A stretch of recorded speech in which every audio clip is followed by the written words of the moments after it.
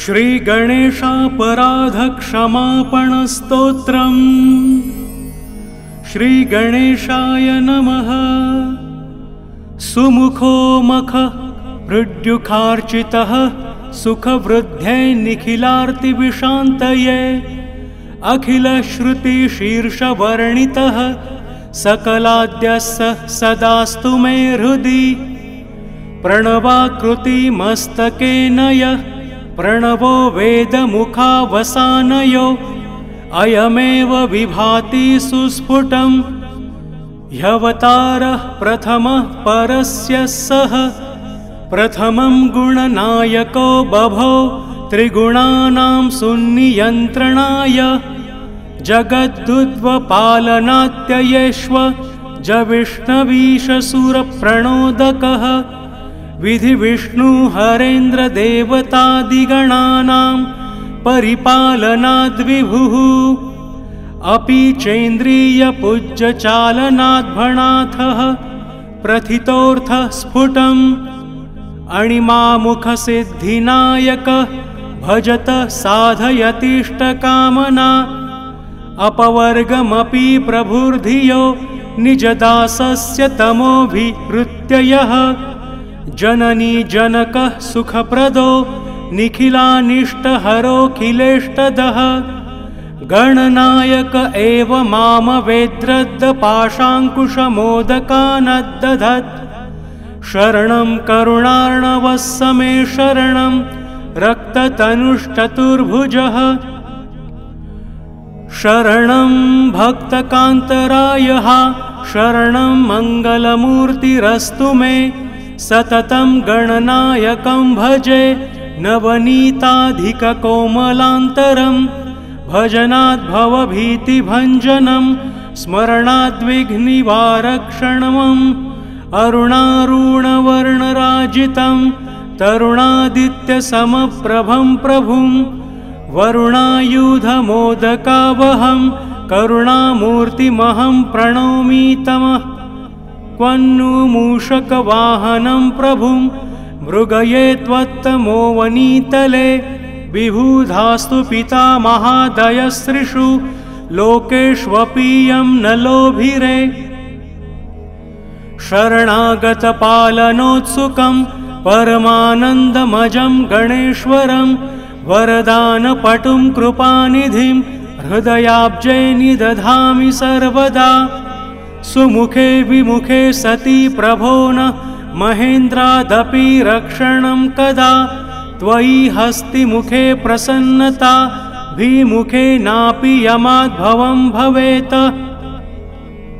सुतरां हि जडोऽपि पण्डितः खलु मुकोऽप्यति वाक्यपतिर्भवेत् गणराजदयार्द्रवीक्षणादपि चाज्ञः सकलज्ञातमियात्।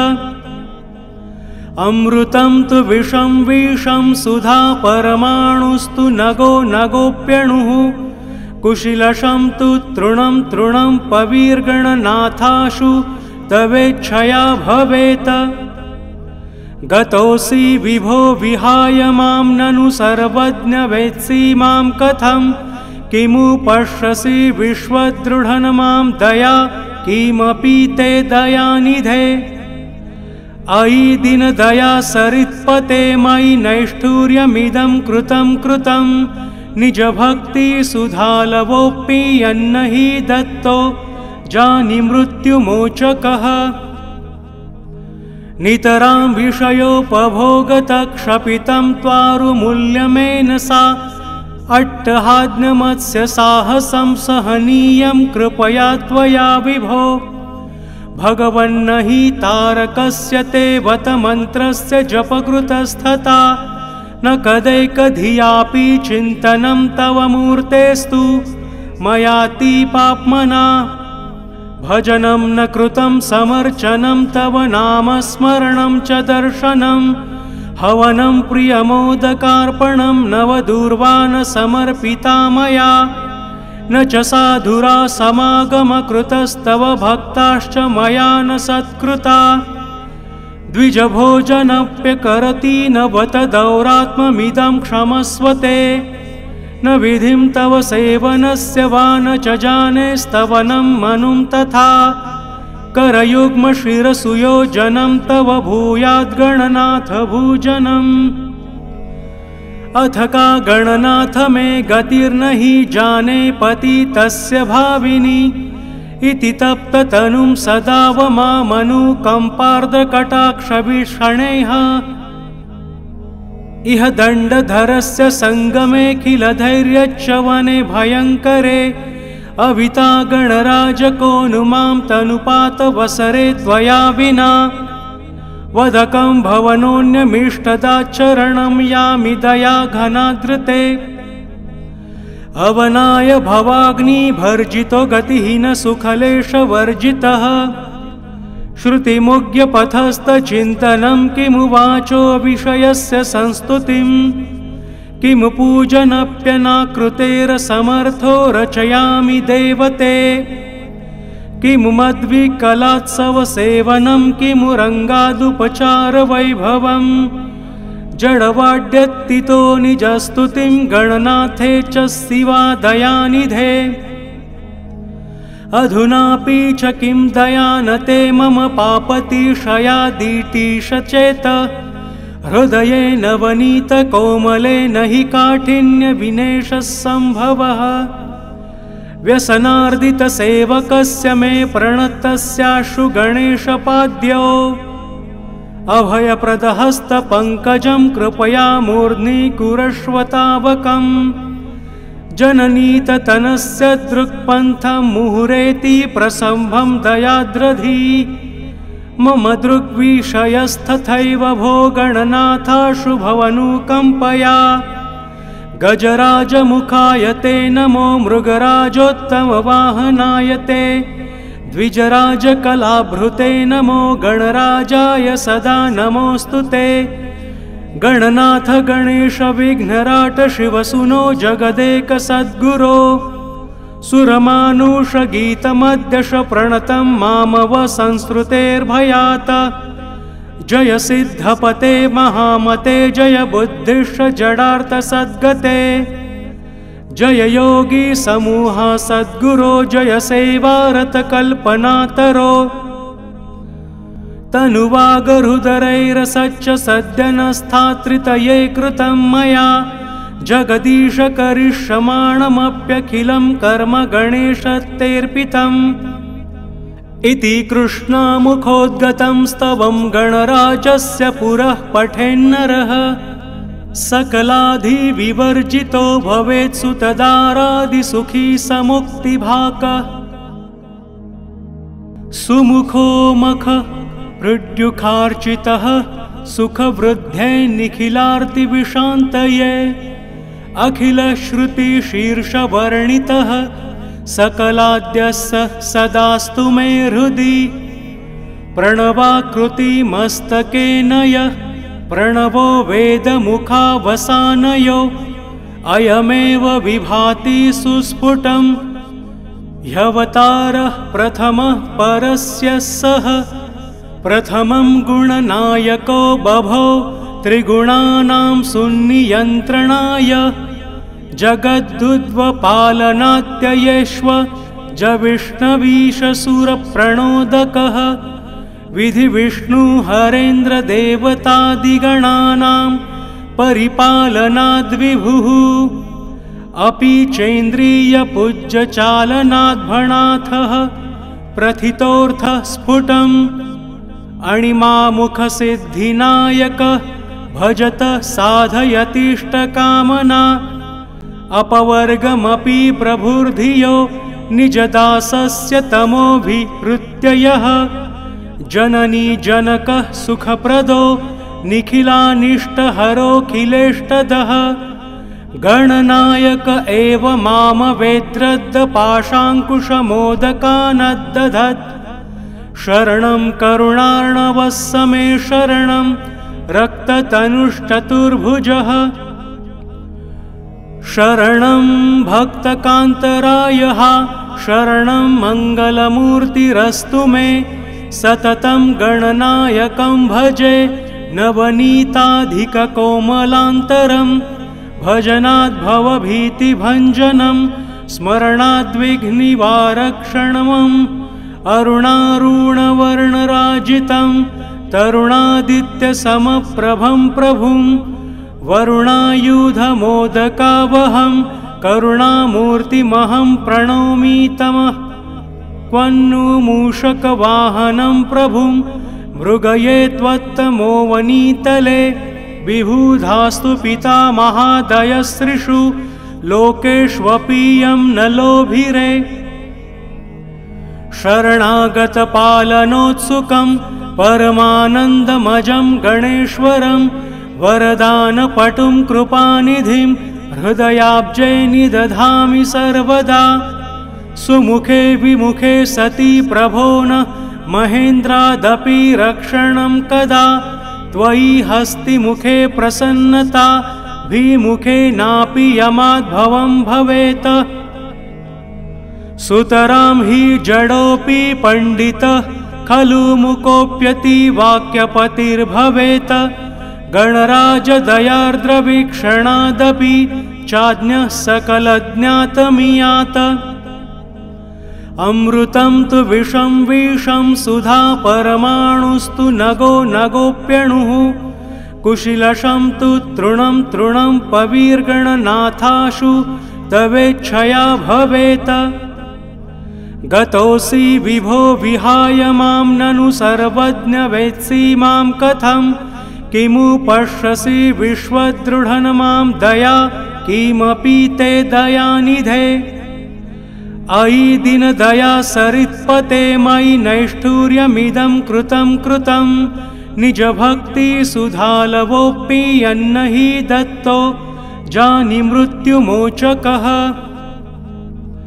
नितरां विषयोपभोगतक्षपितं त्वारुमूल्यमेन सा अट्टहाज्ञमत्स्य साहसं सहनीयं कृपया त्वया विभो भगवन्न हि तारकस्य ते वत मन्त्रस्य जपकृतस्तथा न कदैकधियापि चिन्तनं तव मूर्तेस्तु मयातिपाप्मना भजनं न कृतं समर्चनं तव नामस्मरणं च दर्शनं हवनं प्रियमोदकार्पणं नवदूर्वान् समर्पिता मया न च साधुरा समागमकृतस्तव भक्ताश्च मया न सत्कृता द्विजभोजनप्यकरति न बत दौरात्ममिदं क्षमस्वते न विधिं तव सेवनस्य वा न च जाने स्तवनं मनुं तथा करयुग्मशिरसुयोजनं तव भूयाद्गणनाथ भूजनम् अथ का गणनाथ मे गतिर्न हि जाने पतितस्य भाविनी इति तप्ततनुं सदा वमामनुकम्पार्द्रकटाक्षवीक्षणैः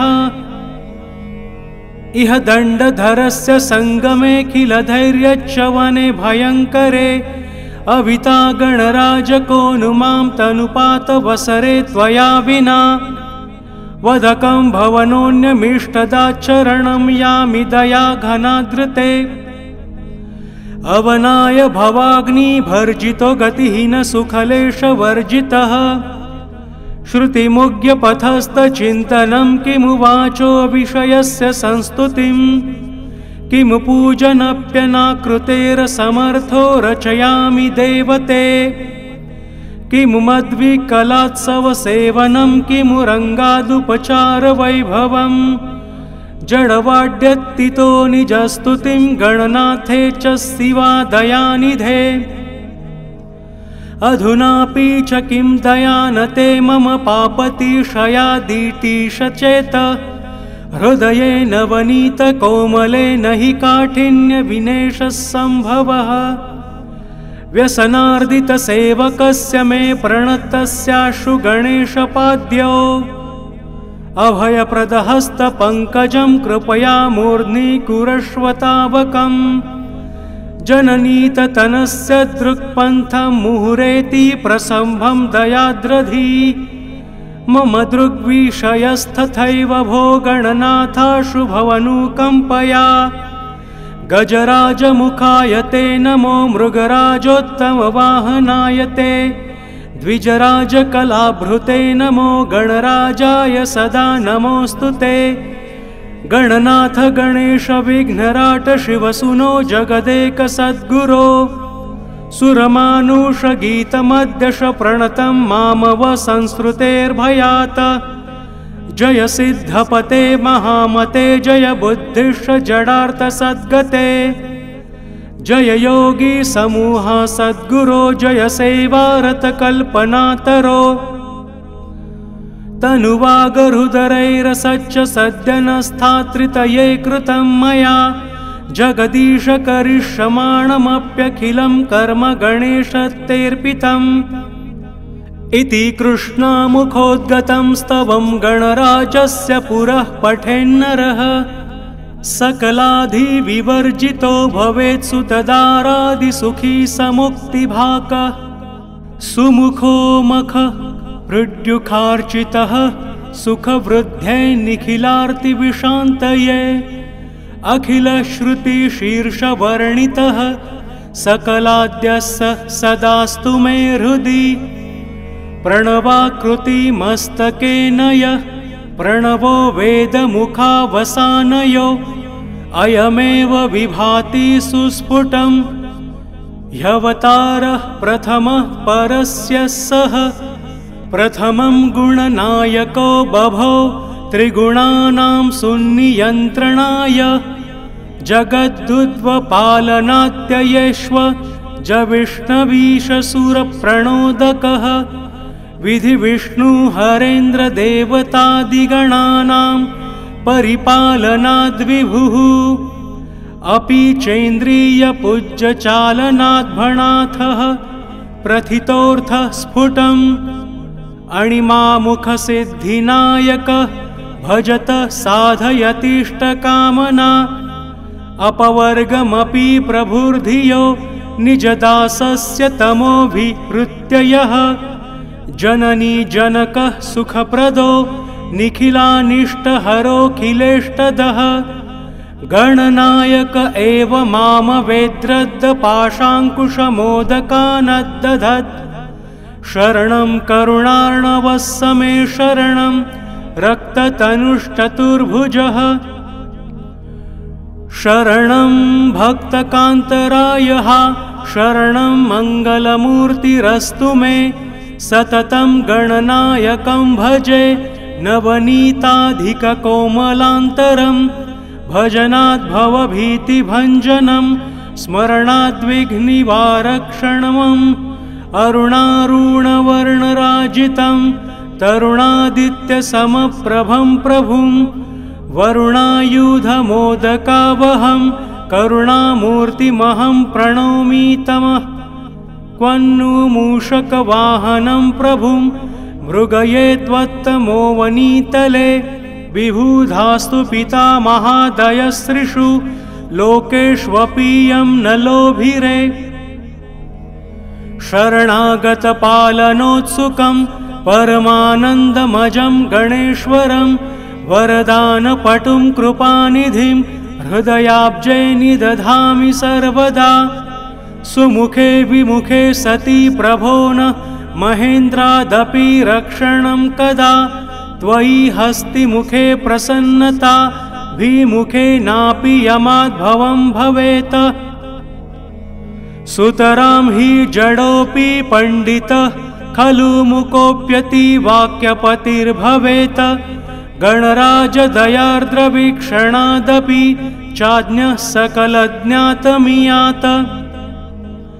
अमृतं तु विषं विषं सुधा परमाणुस्तु नगो नगोप्यणुः कुशिलशं तु तृणं तृणं पवीर्गणनाथाशु तवेच्छया भवेत्। गतोऽसि विभो विहाय मां ननु सर्वज्ञ वेत्सि मां कथं किमु पश्यसि विश्वदृढन् मां दया किमपि ते दयानिधे। अयि दीनदया सरित्पते मयि नैष्ठुर्यमिदं कृतं कृतं निजभक्तिसुधालवोऽपि यन्न हि दत्तो जानि मृत्युमोचकः। नितरां विषयोपभोगतक्षपितं त्वारुमूल्यमेनसा अट्टहाज्ञमत्स्य साहसं सहनीयं कृपया त्वया विभो भगवन्न हि तारकस्य ते बत मन्त्रस्य जपकृतस्थता न कदैकधियापि चिन्तनं तव मूर्तेस्तु मयातीपाप्मना भजनं न कृतं समर्चनं तव नामस्मरणं च दर्शनं हवनं प्रियमोदकार्पणं नवदूर्वान् समर्पिता मया न च साधुरा समागमकृतस्तव भक्ताश्च मया न सत्कृता द्विजभोजनप्यकरति न बत दौरात्ममिदं क्षमस्व ते न विधिं तव सेवनस्य वा न च जाने स्तवनं मनुं तथा करयुग्मशिरसुयोजनं तव भूयाद्गणनाथ भूजनम् अथ का गणनाथ मे गतिर्न हि जाने पतितस्य भाविनी इति तप्ततनुं सदा वमामनुकम्पार्द्रकटाक्षवीक्षणैः इह दण्डधरस्य सङ्गमेऽखिलधैर्यच्च वने भयङ्करे अविता गणराजको नु मां तनुपातवसरे त्वया विना वदकं भवनोऽन्यमीष्टदाचरणं यामि दया घनादृते अवनाय भवाग्निभर्जितो गतिहीन सुखलेशवर्जितः श्रुतिमुग्यपथस्थचिन्तनं किमु वाचो विषयस्य संस्तुतिं किमु पूजनप्यनाकृतेरसमर्थो रचयामि देवते किमु मद्विकलात्सवसेवनं किमु रङ्गादुपचारवैभवम् जडवाड्यत्तितो निजस्तुतिं गणनाथे च शिवा दयानिधे अधुनापि च किं दया न ते मम पापतिशयादितीश चेत हृदये नवनीतकोमले न हि काठिन्यविनेशः सम्भवः व्यसनार्दितसेवकस्य मे प्रणतस्याशु गणेशपाद्यो अभयप्रदहस्तपङ्कजं कृपया मूर्ध्नीकुरश्वतावकम् जननीततनस्य दृक्पन्थं मुहुरेति प्रसम्भं दयाद्रधी मम दृग्विषयस्तथैव भो गणनाथाशु भवनुकम्पया गजराजमुखाय ते नमो मृगराजोत्तमवाहनाय ते द्विजराजकलाभृते नमो गणराजाय सदा नमोऽस्तु ते गणनाथ गणेश विघ्नराट शिवसुनो जगदेक सद्गुरो सुरमानुषगीतमद्यश प्रणतं मामव संस्कृतेर्भयात् जय सिद्धपते महामते जय बुद्धिश्च जडार्थ सद्गते जय योगी समूह सद्गुरो जय सेवारत कल्पनातरो तनुवागहृदरैरसच्च सद्यनस्थात्रितये कृतं मया जगदीश करिष्यमाणमप्यखिलं कर्म गणेशतेऽर्पितम् इति कृष्णामुखोद्गतं स्तवं गणराजस्य पुरः पठेन्नरः सकलाधिविवर्जितो भवेत्सु तदारादिसुखी समुक्तिभाकः सुमुखो मख मृड्युखार्चितः सुखवृद्ध्यै निखिलार्तिविशान्तये अखिलश्रुतिशीर्षवर्णितः सकलाद्यस्य सदास्तु मे हृदि प्रणवाकृतिमस्तकेन यः प्रणवो वेदमुखावसानयो अयमेव विभाति सुस्फुटम् ह्यवतारः प्रथमः परस्य सः प्रथमं गुणनायको बभो त्रिगुणानां सुनियन्त्रणाय जगद्दुद्वपालनात्ययेष्व जविष्णवीशसुरप्रणोदकः विधिविष्णुहरेन्द्रदेवतादिगणानां परिपालनाद्विभुः अपि चैन्द्रियपूज्यचालनाद्भणाथः प्रथितोऽर्थः स्फुटम् अणिमामुखसिद्धिनायकः भजतः साधयतीष्टकामना अपवर्गमपि प्रभुर्धियो निजदासस्य तमोभिवृत्य यः जननी जनकः सुखप्रदो निखिलानिष्टहरोऽखिलेष्टदः गणनायक एव मामवेद्रद्दपाशाङ्कुशमोदकानद्दधत् शरणं करुणार्णवः समे शरणं रक्ततनुश्चतुर्भुजः शरणं भक्तकान्तरायः शरणं मङ्गलमूर्तिरस्तु मे सततं गणनायकं भजे नवनीताधिककोमलान्तरं भजनाद् भवभीतिभञ्जनं स्मरणाद्विघ्ननिवारक्षणम् अरुणारुणवर्णराजितं तरुणादित्यसमप्रभं प्रभुं वरुणायुधमोदकावहं करुणामूर्तिमहं प्रणौमि तमः क्वन्नु मूषकवाहनं प्रभुं मृगये त्वत्तमो वनीतले विबुधास्तु पिता महादयस्त्रिषु लोकेष्वपीयं न लोभिरे शरणागतपालनोत्सुकं परमानन्दमजं गणेश्वरं वरदानपटुं कृपानिधिं हृदयाब्जे निदधामि सर्वदा सुमुखे विमुखे सति प्रभो न महेन्द्रादपि रक्षणं कदा त्वयि हस्तिमुखे प्रसन्नता भिमुखे नापि यमाद्भवं भवेत् सुतरां हि जडोऽपि पण्डितः खलु मुकोऽप्यति वाक्यपतिर्भवेत् गणराजदयार्द्रवीक्षणादपि चाज्ञः सकलज्ञातमियात् अमृतं तु विषं विषं सुधा परमाणुस्तु नगो नगोप्यणुः कुशिलशं तु तृणं तृणं पवीर्गणनाथाशु तवेच्छया भवेत् गतोऽसि विभो विहाय मां ननु सर्वज्ञ वेत्सि मां कथं किमु पश्यसि विश्वदृढन् मां दया किमपि ते दयानिधे अयि दीनदया सरित्पते मयि नैष्ठुर्यमिदं कृतं कृतं निजभक्तिसुधालवोऽपि यन्न हि दत्तो जानि मृत्युमोचकः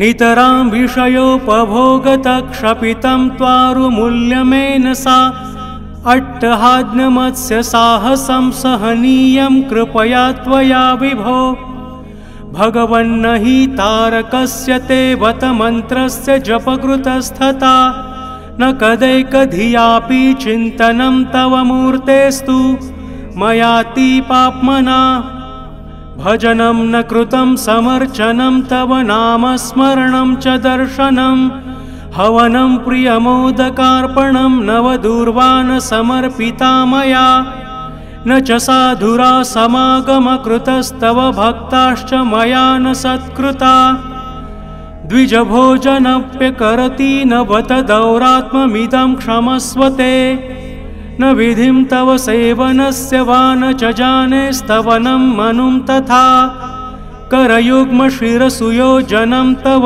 भूयाद्गणनाथ भूजनम् अथ का गणनाथ मे गतिर्न हि जाने पतितस्य भाविनी इति तप्ततनुं सदा वमामनुकम्पार्द्रकटाक्षवीक्षणैः इह दण्डधरस्य सङ्गमेऽखिलधैर्यच्च वने भयङ्करे अविता गणराजको नु मां तनुपातवसरे त्वया विना वदकं भवनोऽन्यमीष्टदाचरणं यामि दया घनादृते अवनाय भवाग्निभर्जितो गतिहीन सुखलेशवर्जितः श्रुतिमुग्यपथस्थचिन्तनं किमु वाचो विषयस्य संस्तुतिं किमु पूजनप्यनाकृतेरसमर्थो रचयामि देवते किमु मद्विकलात्सवसेवनं किमु रङ्गादुपचारवैभवं जडवाड्यत्तितो निजस्तुतिं गणनाथे च शिवा दयानिधे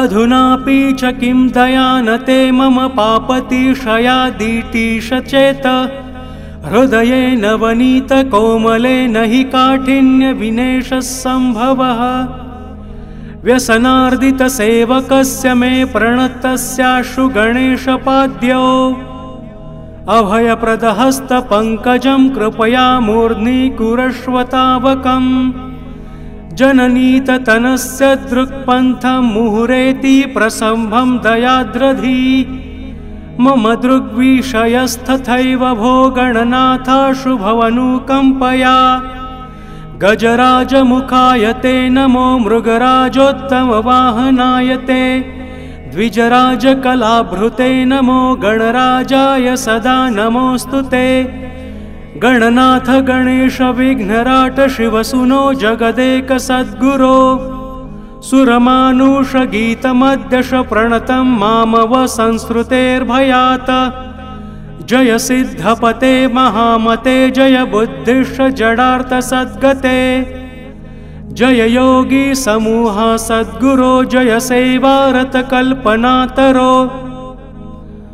तनुवागहृदरैरसच्च सद्यनस्थात्रितये कृतं मया जगदीश करिष्यमाणमप्यखिलं कर्म गणेशतेऽर्पितम् इति कृष्णामुखोद्गतं स्तवं गणराजस्य पुरः पठेन्नरः सकलाधिविवर्जितो भवेत्सु तदारादिसुखी समुक्तिभाकः सुमुखो मख हृद्युखार्चितः सुखवृद्ध्यै निखिलार्तिविशान्तये अखिलश्रुतिशीर्षवर्णितः सकलाद्यस्य सदास्तु मे हृदि प्रणवाकृतिमस्तकेन यः प्रणवो वेदमुखावसानयो अयमेव विभाति सुस्फुटम् ह्यवतारः प्रथमः परस्य सः प्रथमं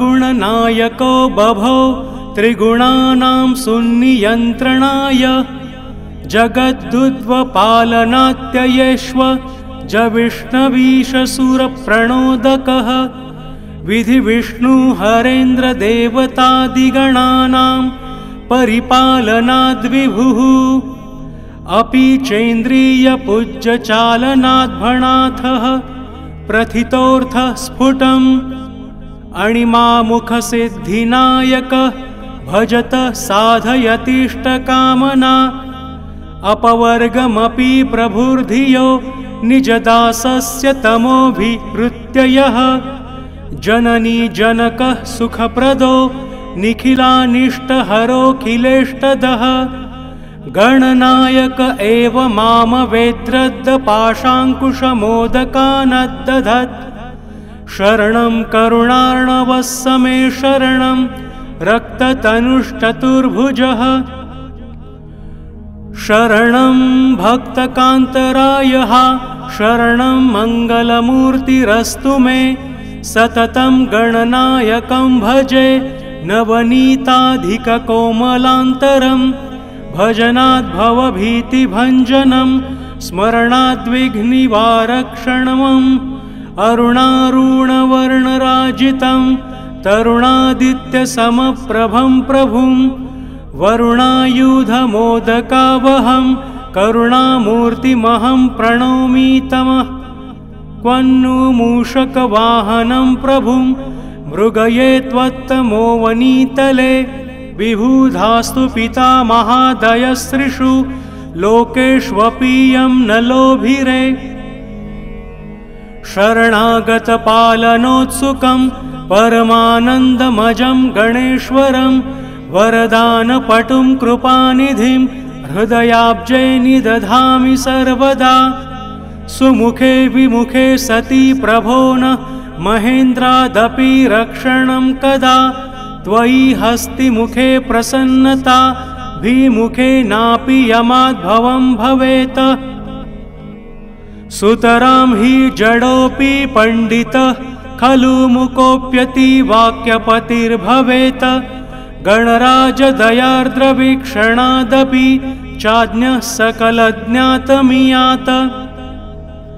अमृतं तु विषं विषं सुधा परमाणुस्तु नगो नगोप्यणुः। कुशिलशं तु तृणं तृणं पवीर्गणनाथाशु तवेच्छया भवेत्। गतोऽसि विभो विहाय मां ननु सर्वज्ञ वेत्सि मां कथं। किमु पश्यसि विश्वदृढन् मां दया किमपि ते दयानिधे। अयि दीनदया सरित्पते मयि नैष्ठुर्यमिदं कृतं कृतं। निजभक्ति सुधालवोऽपि यन्न हि दत्तो जानि मृत्युमोचकः।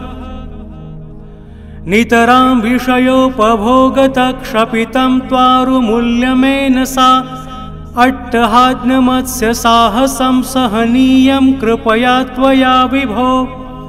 भगवन्न हि तारकस्य ते वत मन्त्रस्य जपकृतस्थता।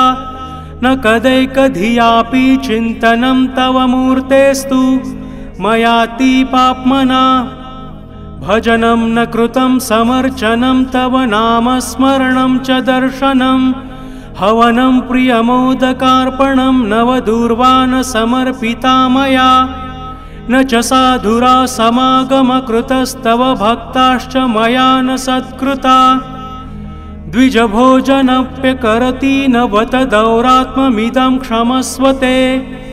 न विधिं तव सेवनस्य वा न च जानेस्तवनं मनुं तथा। करयुग्मशिरसुयोजनं तव भूयाद्गणनाथ भूजनम्। अथ का गणनाथ मे गतिर्न हि जाने पतितस्य भाविनी। इति तप्ततनुं सदा वमामनुकम्पार्द्रकटाक्षवीक्षणैः। इह दण्डधरस्य सङ्गमेऽखिलधैर्यच्च वने भयङ्करे। अविता गणराजको नु मां तनुपातवसरे त्वया विना। वदकं भवनोऽन्यमीष्टदाचरणं यामि दया घनादृते। अवनाय भवाग्निभर्जितो गतिहीन सुखलेशवर्जितः। श्रुतिमुग्यपथस्थचिन्तनं किमु वाचो विषयस्य संस्तुतिं। किमु पूजनप्यनाकृतेरसमर्थो रचयामि देवते। किमु मद्विकलात्सवसेवनं किमु रङ्गादुपचारवैभवम्। जडवाड्यत्तितो निजस्तुतिं गणनाथे च शिवा दयानिधे। अधुनापि च किं दयानते मम पापतिशयादितीश चेत। हृदये नवनीतकोमले न हि काठिन्यविनेशः सम्भवः। व्यसनार्दितसेवकस्य मे प्रणतस्याशु गणेशपाद्यो। अभयप्रदहस्तपङ्कजं कृपया मूर्ध्नीकुरश्वतावकम्। जननीततनस्य दृक्पन्थं मुहुरेति प्रसम्भं दयाद्रधी। मम दृग्विषयस्तथैव भो गणनाथाशु भवनुकम्पया। गजराजमुखाय ते नमो मृगराजोत्तमवाहनाय ते। द्विजराजकलाभृते नमो गणराजाय सदा नमोऽस्तु ते। गणनाथ गणेश विघ्नराट शिवसुनो जगदेक सद्गुरो। सुरमानुषगीतमद्यश प्रणतं मामव संस्कृतेर्भयात्। जय सिद्धपते महामते जय बुद्धिश्च जडार्थ सद्गते। जय योगी समूह सद्गुरो जय सेवारत कल्पनातरो। तनुवागहृदरैरसच्च सद्यनस्थात्रितये कृतं मया। जगदीश करिष्यमाणमप्यखिलं कर्म गणेशतेऽर्पितम्। इति कृष्णामुखोद्गतं स्तवं गणराजस्य पुरः पठेन्नरः। सकलाधिविवर्जितो भवेत्सु तदारादिसुखी समुक्तिभाकः। सुमुखो मख हृद्युखार्चितः सुखवृद्ध्यै निखिलार्तिविशान्तये। अखिलश्रुतिशीर्षवर्णितः सकलाद्यस्य सदास्तु मे हृदि प्रणवाकृतिमस्तकेन यः प्रणवो वेदमुखावसानयो अयमेव विभाति सुस्फुटं ह्यवतारः प्रथमः परस्य सः प्रथमं गुणनायको बभो त्रिगुणानां सुनियन्त्रणाय जगद्दुद्वपालनात्ययेष्व जविष्णवीशसूरप्रणोदकः विधिविष्णुहरेन्द्रदेवतादिगणानां परिपालनाद्विभुः अपि चैन्द्रियपूज्यचालनाद्भणाथः प्रथितोऽर्थः स्फुटम् अणिमामुखसिद्धिनायकः भजत साधयतीष्टकामना अपवर्गमपि प्रभुर्धियो निजदासस्य तमोभिहृत्य यः जननी जनकः सुखप्रदो निखिलानिष्टहरोऽखिलेष्टदः गणनायक एव मामवेद्रद्पाशाङ्कुशमोदकानद्दधत् शरणं करुणार्णवः स मे शरणं रक्ततनुश्चतुर्भुजः शरणं भक्तकान्तरायः शरणं मङ्गलमूर्तिरस्तु मे सततं गणनायकं भजे नवनीताधिककोमलान्तरं भजनाद्भवभीतिभञ्जनं स्मरणाद्विघ्ननिवारक्षणम् अरुणारुणवर्णराजितं तरुणादित्यसमप्रभं प्रभुं वरुणायुधमोदकावहं करुणामूर्तिमहं प्रणौमि तमः क्वन्नु मूषकवाहनं प्रभुं मृगये त्वत्तमो वनीतले विबुधास्तु पिता महादयस्त्रिषु लोकेष्वपीयं न लोभिरे शरणागतपालनोत्सुकं परमानन्दमजं गणेश्वरं वरदानपटुं कृपानिधिं हृदयाब्जे निदधामि सर्वदा सुमुखे विमुखे सति प्रभो न महेन्द्रादपि रक्षणं कदा त्वयि हस्तिमुखे प्रसन्नता भिमुखे नापि यमाद्भवं भवेत् सुतरां हि जडोऽपि पण्डितः खलु मुकोऽप्यति वाक्यपतिर्भवेत् गणराजदयार्द्रवीक्षणादपि चाज्ञः सकलज्ञातमियात् अमृतं तु विषं विषं सुधा परमाणुस्तु नगो नगोप्यणुः कुशिलशं तु तृणं तृणं पवीर्गणनाथाशु तवेच्छया भवेत् गतोऽसि विभो विहाय मां ननु सर्वज्ञ वेत्सि मां कथं किमु पश्यसि विश्वदृढन् मां दया किमपि ते दयानिधे अयि दीनदया सरित्पते मयि नैष्ठुर्यमिदं कृतं कृतं निजभक्तिसुधालवोऽपि यन्न हि दत्तो जानि मृत्युमोचकः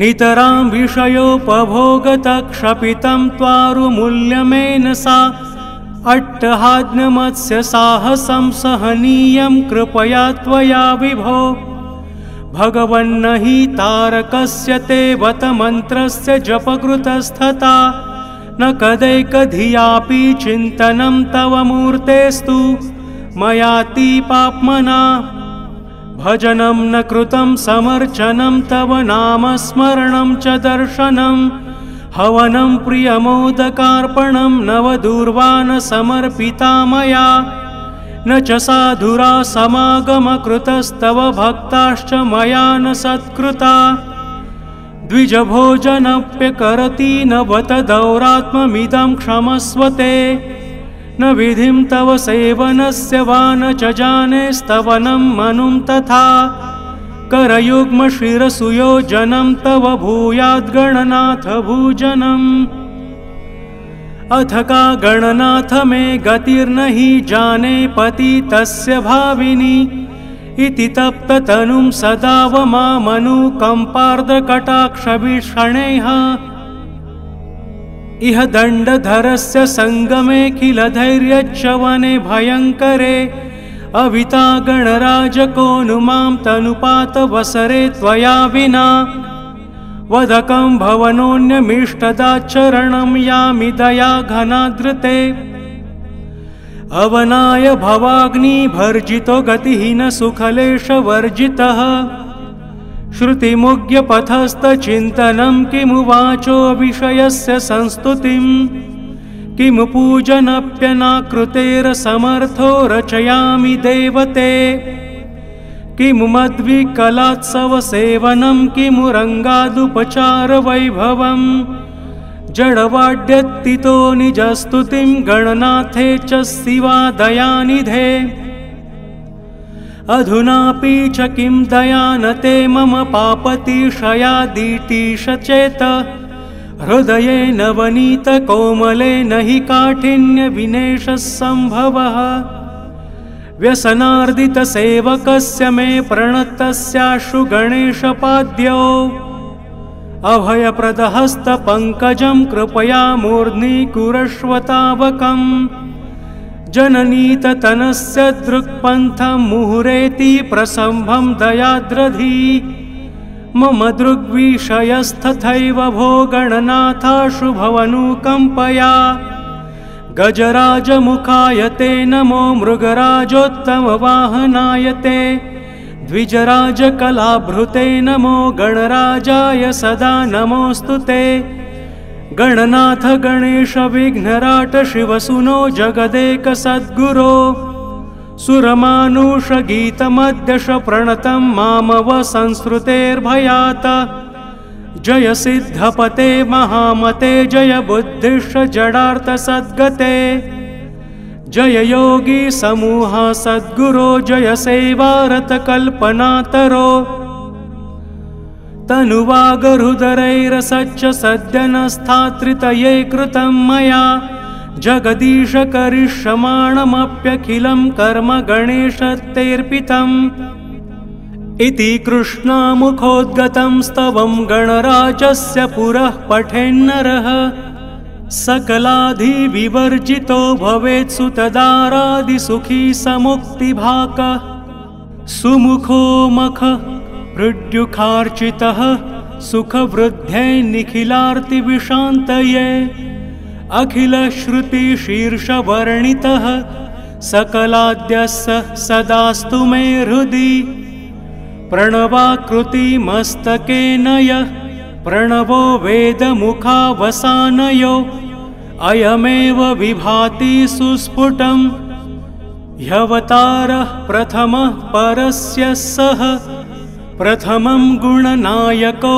बभो त्रिगुणानां सुनियन्त्रणाय जगद्दुद्वपालनात्ययेष्व जविष्णवीशसूरप्रणोदकः विधिविष्णुहरेन्द्रदेवतादिगणानां परिपालनाद्विभुः अपि चेन्द्रियपूज्यचालनाद्भणाथः प्रथितोऽर्थः स्फुटम् अणिमामुखसिद्धिनायकः भजत साधयतीष्टकामना अपवर्गमपि प्रभुर्धियो निजदासस्य तमोभिहृत्य यः जननी जनकः सुखप्रदो निखिलानिष्टहरोऽखिलेष्टदः गणनायक एव मामवेद्रद्पाशाङ्कुशमोदकानद्दधत् शरणं करुणार्णवः समे शरणं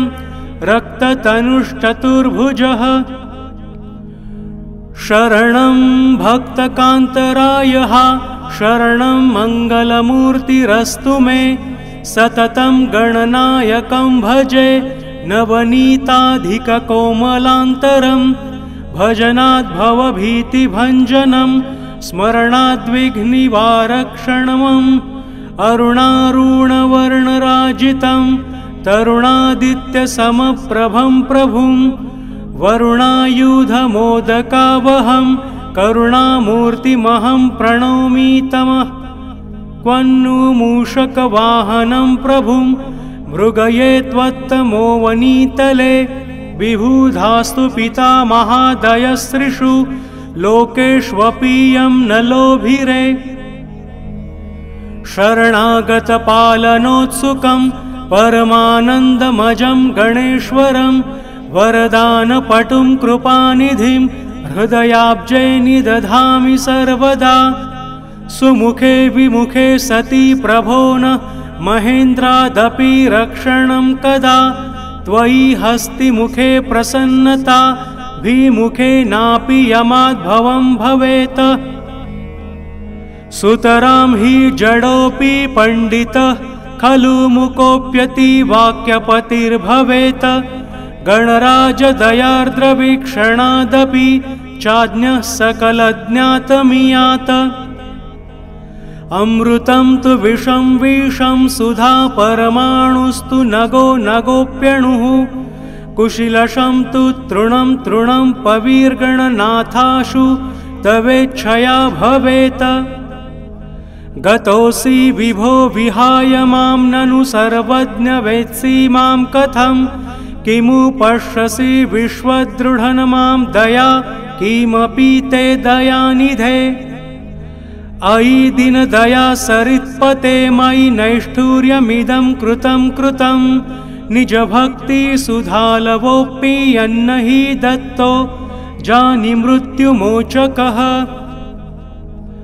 नितरां विषयोपभोगतक्षपितं त्वारुमूल्यमेन सा अट्टहाज्ञमत्स्य साहसं सहनीयं कृपया त्वया विभो भगवन्न हि तारकस्य ते वत मन्त्रस्य जपकृतस्तथा न कदैकधियापि चिन्तनं तव मूर्तेस्तु मयातिपाप्मना भजनं न कृतं समर्चनं तव नामस्मरणं च दर्शनं हवनं प्रियमोदकार्पणं नवदूर्वान् समर्पिता मया न च साधुरा समागमकृतस्तव भक्ताश्च मया न सत्कृता द्विजभोजनप्यकरति न बत दौरात्ममिदं क्षमस्वते न विधिं तव सेवनस्य वा न च जाने स्तवनं मनुं तथा करयुग्मशिरसुयोजनं तव भूयाद्गणनाथ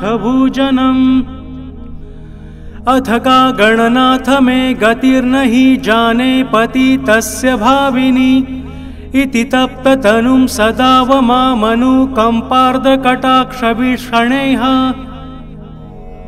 इह दण्डधरस्य सङ्गमेऽखिलधैर्यच्च वने भयङ्करे अविता गणराजको नु मां तनुपातवसरे त्वया विना वदकं भवनोऽन्यमीष्टदाचरणं यामि दया घनादृते अवनाय भवाग्निभर्जितो गतिहीन सुखलेशवर्जितः श्रुतिमुग्यपथस्थचिन्तनं किमु वाचो विषयस्य संस्तुतिं किमु पूजनप्यनाकृतेरसमर्थो रचयामि देवते किमु मद्विकलात्सवसेवनं किमु रङ्गादुपचारवैभवम् जडवाड्यत्तितो निजस्तुतिं गणनाथे च शिवा दयानिधे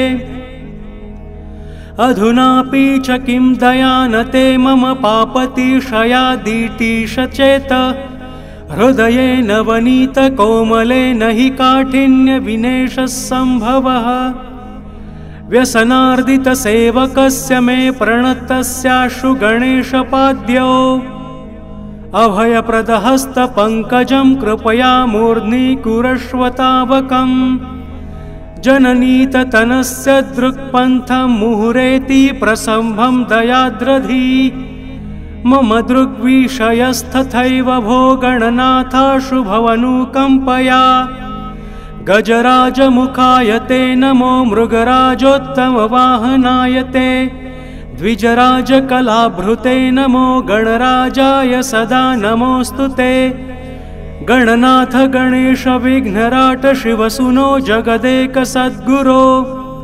सुरमानुषगीतमद्यश प्रणतं मामव संस्कृतेर्भयात् जय सिद्धपते महामते जय बुद्धिश्च जडार्थ सद्गते जय योगी समूह सद्गुरो जय सेवारत कल्पनातरो तनुवागहृदरैरसच्च सद्यनस्थात्रितये कृतं मया जगदीश करिष्यमाणमप्यखिलं कर्म गणेशतेऽर्पितम् इति कृष्णामुखोद्गतं स्तवं गणराजस्य पुरः पठेन्नरः सकलाधिविवर्जितो भवेत्सु तदारादिसुखी समुक्तिभाकः सुमुखो मख हृद्युखार्चितः सुखवृद्धे निखिलार्तिविशान्तये अखिलश्रुतिशीर्षवर्णितः सकलाद्यस्य सदास्तु मे हृदि प्रणवाकृतिमस्तकेन यः प्रणवो वेदमुखावसानयो अयमेव विभाति सुस्फुटम् ह्यवतारः प्रथमः परस्य सः प्रथमं गुणनायको बभो त्रिगुणानां सुनियन्त्रणाय जगद्दुद्वपालनात्ययेष्व जविष्णवीशसुरप्रणोदकः विधिविष्णुहरेन्द्रदेवतादिगणानां परिपालनाद्विभुः अपि चेन्द्रियपूज्यचालनाद्भणाथः प्रथितोऽर्थः स्फुटम् अणिमामुखसिद्धिनायकः भजत साधयतीष्टकामना अपवर्गमपि प्रभुर्धियो निजदासस्य तमोभिवृत्य यः जननी जनकः सुखप्रदो निखिलानिष्टहरोऽखिलेष्टदः गणनायक एव मामवेद्रद्पाशाङ्कुशमोदकानद्दधत् शरणं करुणार्णवः समे शरणं रक्ततनुश्चतुर्भुजः शरणं भक्तकान्तरायः शरणं मङ्गलमूर्तिरस्तु मे सततं गणनायकं भजे नवनीताधिककोमलान्तरं भजनाद्भवभीतिभञ्जनं स्मरणाद्विघ्निवारक्षणम् अरुणारुणवर्णराजितं तरुणादित्यसमप्रभं प्रभुं वरुणायुधमोदकावहं करुणामूर्तिमहं प्रणौमि तमः क्वन्नु मूषकवाहनं प्रभुं मृगये त्वत्तमो वनीतले विबुधास्तु पिता महादयस्त्रिषु लोकेष्वपीयं न लोभिरे शरणागतपालनोत्सुकं परमानन्दमजं गणेश्वरं वरदानपटुं कृपानिधिं हृदयाब्जे निदधामि सर्वदा सुमुखे विमुखे सति प्रभो न महेन्द्रादपि रक्षणं कदा त्वयि हस्तिमुखे प्रसन्नता भीमुखे नापि यमाद्भवं भवेत् सुतरां हि जडोऽपि पण्डितः खलु मुकोऽप्यति वाक्यपतिर्भवेत् गणराजदयार्द्रवीक्षणादपि चाज्ञः सकलज्ञातमियात् अमृतं तु विषं विषं सुधा परमाणुस्तु नगो नगोप्यणुः कुशिलशं तु तृणं तृणं पवीर्गणनाथाशु तवेच्छया भवेत् गतोऽसि विभो विहाय मां ननु सर्वज्ञ वेत्सि मां कथं किमु पश्यसि विश्वदृढन् मां दया किमपि ते दयानिधे अयि दीनदया सरित्पते मयि नैष्ठुर्यमिदं कृतं कृतं निजभक्तिसुधालवोऽपि यन्न हि दत्तो जानि मृत्युमोचकः नितरां विषयोपभोगतक्षपितं त्वारुमूल्यमेन सा अट्टहाज्ञमत्स्य साहसं सहनीयं कृपया त्वया विभो भगवन्न हि तारकस्य ते वत मन्त्रस्य जपकृतस्तथा न कदैकधियापि चिन्तनं तव मूर्तेस्तु मयातिपाप्मना। भजनं न कृतं समर्चनं तव नामस्मरणं च दर्शनं। हवनं प्रियमोदकार्पणं नवदूर्वा न समर्पिता मया। न च साधुरा समागमकृतस्तव भक्ताश्च मया न सत्कृता। द्विजभोजनप्यकरति न बत दौरात्ममिदं क्षमस्व ते। न विधिं तव सेवनस्य वा न च जाने स्तवनं मनुं तथा। करयुग्मशिरसुयोजनं तव भूयाद्गणनाथ भूजनम्। अथ का गणनाथ मे गतिर्न हि जाने पतितस्य भाविनी। इति तप्ततनुं सदा वमामनुकम्पार्द्रकटाक्षवीक्षणैः। इह दण्डधरस्य सङ्गमेऽखिलधैर्यच्च वने भयङ्करे। अविता गणराजको नु मां तनुपातवसरे त्वया विना। वदकं भवनोऽन्यमीष्टदाचरणं यामि दया घनादृते। अवनाय भवाग्निभर्जितो गतिहीन सुखलेशवर्जितः। श्रुतिमुग्यपथस्थचिन्तनं किमु वाचो विषयस्य संस्तुतिं। किमु पूजनप्यनाकृतेरसमर्थो रचयामि देवते।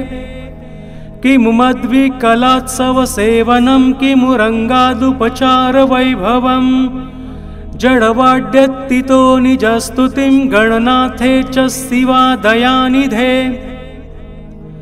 अधुनापि च किं दया न ते मम पापतिशयादितीश चेत। हृदये नवनीतकोमले न हि काठिन्यविनेशः सम्भवः।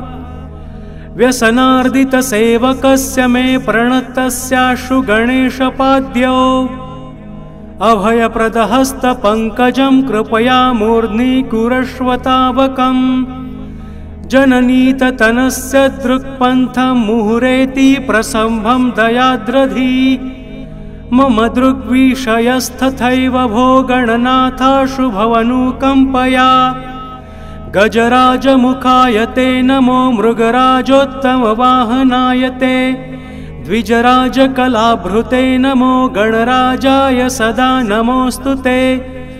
गणनाथ गणेश विघ्नराट शिवसुनो जगदेकसद्गुरो। सुरमानुषगीतमद्यश प्रणतं मामव संस्कृतेर्भयात्। जय सिद्धपते महामते जय बुद्धिश्च जडार्थसद्गते। जय योगी समूह सद्गुरो जय सेवारतकल्पनातरो। तनुवागरुदरैरसच्च सद्यनस्थात्रितये कृतं मया। जगदीश करिष्यमाणमप्यखिलं कर्म गणेशतेऽर्पितम्। इति कृष्णामुखोद्गतं स्तवं गणराजस्य पुरः पठेन्नरः। सकलाधिविवर्जितो भवेत्सु तदारादिसुखी समुक्तिभाक्।